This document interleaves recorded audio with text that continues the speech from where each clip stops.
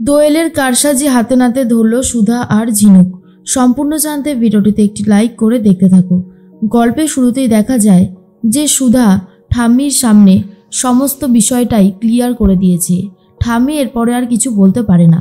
এদিকে ঝিনুক তো চলে যাচ্ছিল। সমুদ্র ঝিনুকের হাত ধরে বলে, ঝিনুক তোমার সাথে আমার কিছু কথা আছে।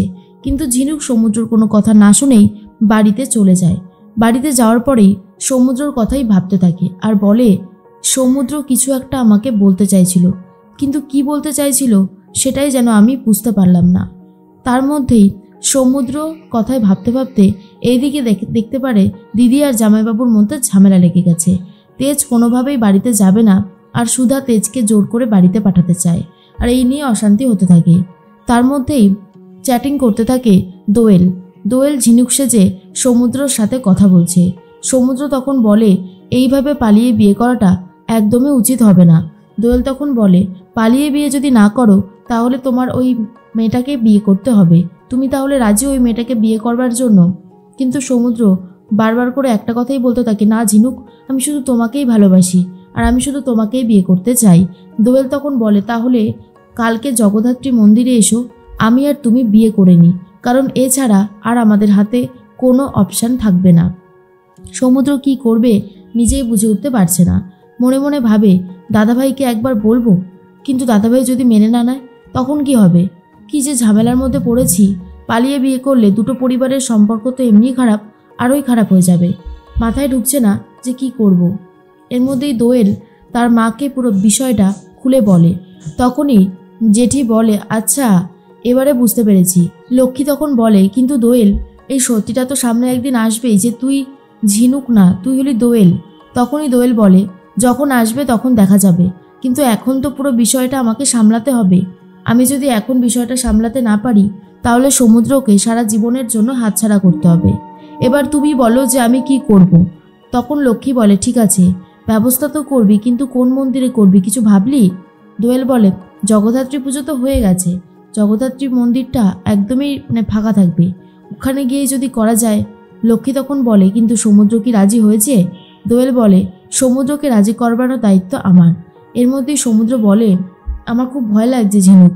কিন্তু দোয়েল ঝিনুক হয়ে উত্তর দেয়, ভয় লাগলে হবে না, একবার তো সাহস করে এগিয়ে এসো, তারপর যা হবে দেখা যাবে।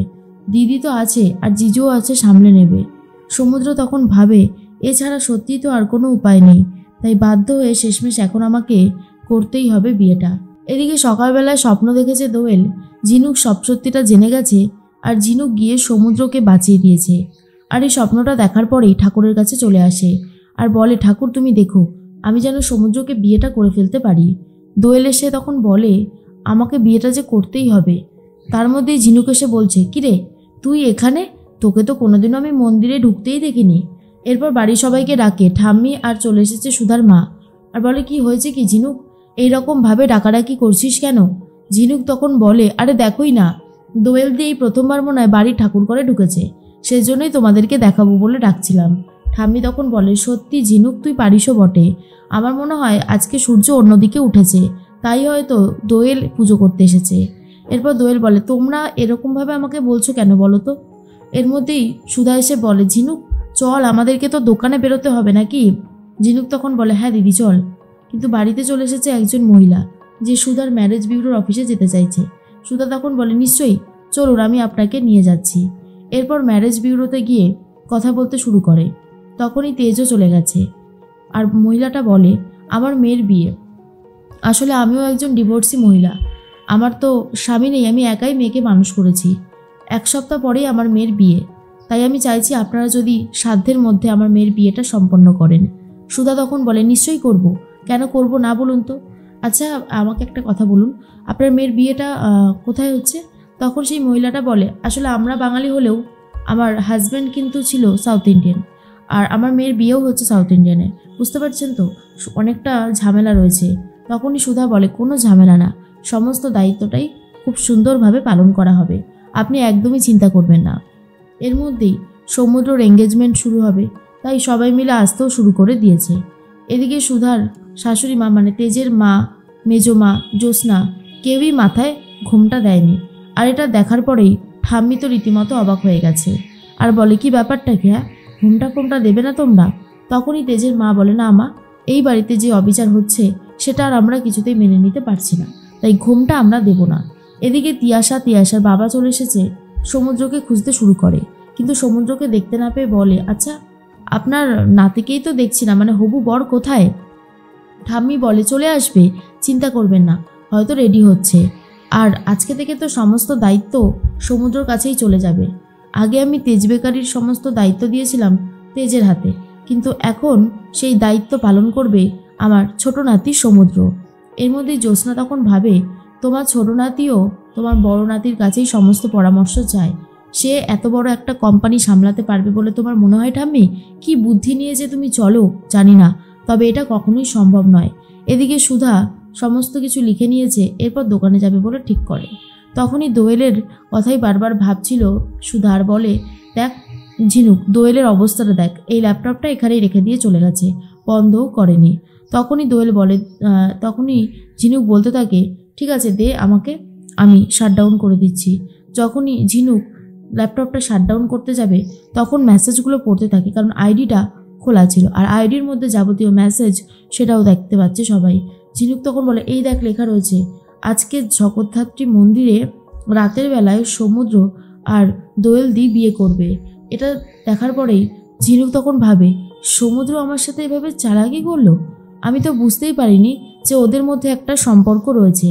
তাহলে সমুদ্র শুধু শুধু আমার কথা কেন ভাবতো?